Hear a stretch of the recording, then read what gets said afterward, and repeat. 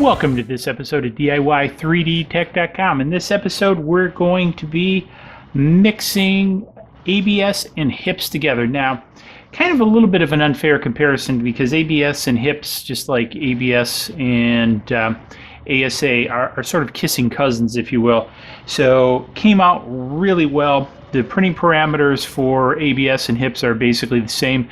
Many times hips is used as a support for ABS because it's dissolvable.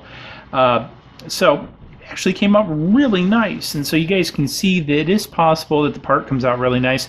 I could probably tune this a little bit more to get it downright perfect, if you will. So we're really happy with the way this guy came out.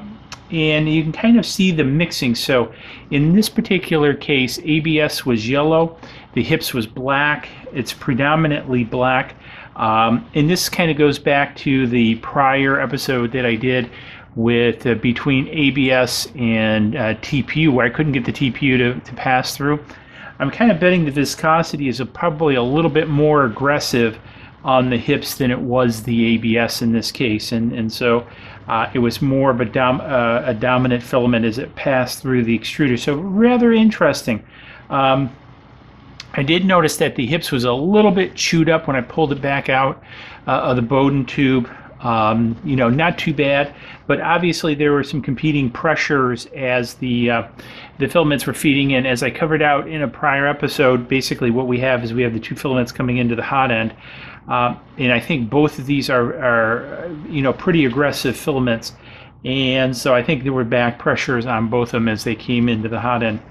But the mix was pretty good. Does this make it stronger? Does this make it weaker? I really don't know. As I mentioned before, I'm going through this first round of tests just to kind of see what happens when you mix various plastics together. How does it work? In the future, I'll probably do some more with some of the more successful ones, you know, such as this where we have ABS in hips, or this guy here. Oh no, that's the PLA one. Sorry, the ABS and PETG. So interesting combination. See if there's, you know, different structural improvements. So anyways, if you found this interesting, give it a big thumbs up. I appreciate it.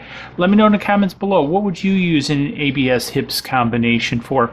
Also, don't forget, hit the subscribe button and bell over there. Put out regular content, swag shop up in the corner, and we'll see you guys in the next video where we mix some more filaments. Cheers. Please click right below and subscribe to the channel to keep up to date on